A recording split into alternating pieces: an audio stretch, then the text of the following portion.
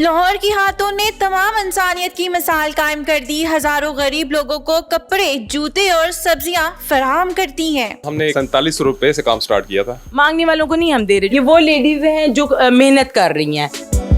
अस्सलाम वालेकुम। वालेकुम सलाम, कैसी? अल्हम्दुलिल्लाह। आयशा, मुझे ये बताइएगा, इतना अजीम काम जो कर रही हैं आप, जो कि सैकड़ों लोगों को कपड़े, जूते, ज़रूरत की अशिया फ्री में दे रही हैं, किस तरह से मैनेज कर रही हैं?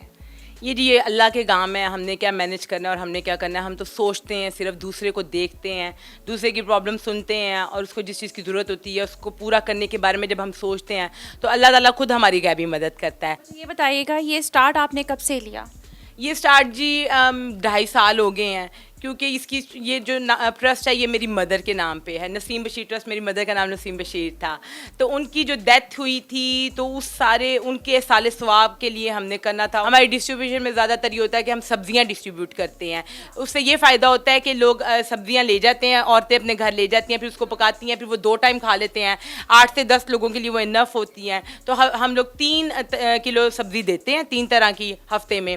और इस तरह होता है कि महीने में 6 दफ़ा डिस्ट्रीब्यूशन होती है और 18 दिन की जो सपोर्ट हमारी तरफ से है जो एक गरीब बंदे को और मुस्तहिक फैमिली को मिल जाती है। ये जो फैमिलीज़ होती हैं, आप किस तरह से पता चलाते हैं कि ये डिज़र्विंग लोग हैं, इनको देना चाहिए, यही लोग असल हकदार होते हैं? जो मेरे पास लेडीज़ आ रही हैं ना, ये इस तरह नहीं है कि ये इनको ये मांगने वाले हैं। मांगने वालों को नहीं हम दे रहे, जो प्रोफेशनली मांगते हैं। ये वो लेडीज़ हैं जो मेहनत कर रही हैं, सारा दिन घरों में काम करती हैं। आपको पता है कि क्या लेबर दी जाती है, उससे बिल्कुल भी किसी की ज़रूरत पूरी नहीं हो सकती है।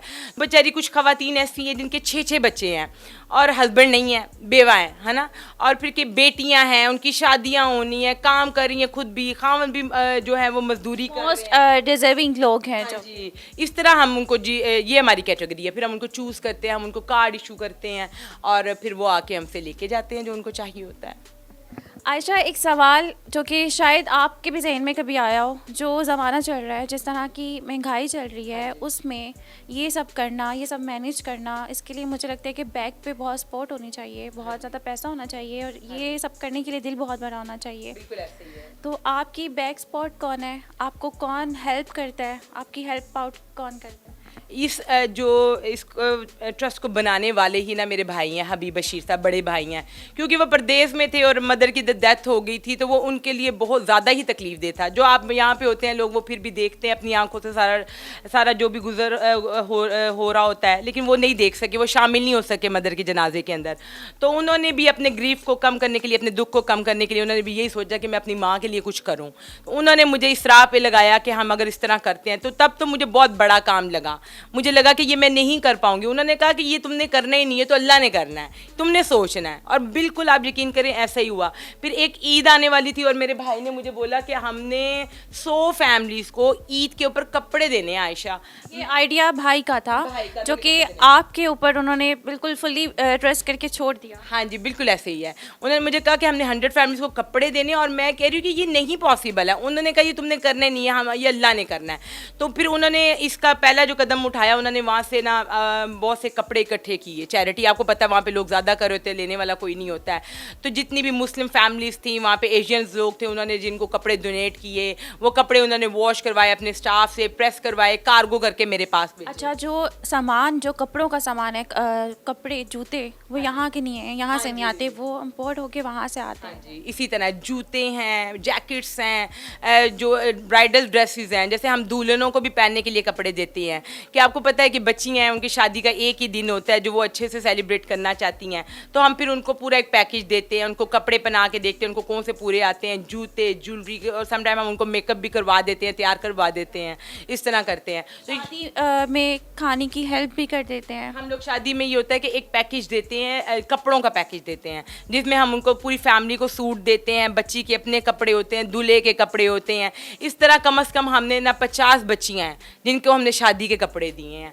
जहाँ लोग सभी, कुछ ना कुछ लोग अच्छा काम कर रहे होते हैं, वहाँ पे कुछ नेगेटिव लोग भी होते हैं जो कि आपको हमेशा क्रिटिसाइज़ करते हैं बहुत सारी चीज़ों में। तो आपको फैमिली की तरफ से, फ्रेंड्स की तरफ से या आए बाएँ शायद लोगों की तरफ से कुछ क्रिटिसिज्म का सामना करना पड़ा? बहुत ज़्यादा मुझे मुश्किलात देखनी पड़ी हैं। हालांकि ये एक नेक काम है और सीधा सीधा कोई भी कह देता है कि आप तो शो ऑफ कर रही हैं, आप दिखावा कर रही है, और भाई हम दिखावा करें, आप भी दिखावा करके दिखाएं इतना लंबा कि 2 साल हो गए हैं, एक वीक के लिए भी हम लोग कहीं गए नहीं, क्योंकि हमें पता हमारी डिस्ट्रीब्यूशन है। माशाल्लाह से इतनी प्यारी वाइफ और इतने प्यारे जो ये काम कर रही हैं, मुझे लगता है कि ये वाकई में ये आपकी हेल्प के बिना नहीं हो सकता। कोशिश करता हूँ, लेकिन बाकी खुद ही कर रही होती हूँ। खुद ही कर रही होती हैं। ये मेरे साथ जो है ना बिजनेस पार्टनर है, ठीक है, 50% सारा ये बिजनेस मेरे साथ सारा देखते हैं, बिजनेस देखते हैं, मेरी परचेजिंग करते हैं, सारी पैकिंग करते हैं, डिलीवरी करते हैं। सर मुझे ये बताइएगा, जितने ये बड़े बड़े काम कर रही हैं, जब आपने इनके साथ हेल्प आउट करना शुरू किया तो आपको कितनी मुश्किल पेश हुई? हमें अल्हम्दुलिल्लाह 12 साल हो गए काम करते हुए। तो हमने एक ना 47 रुपये से काम स्टार्ट किया था।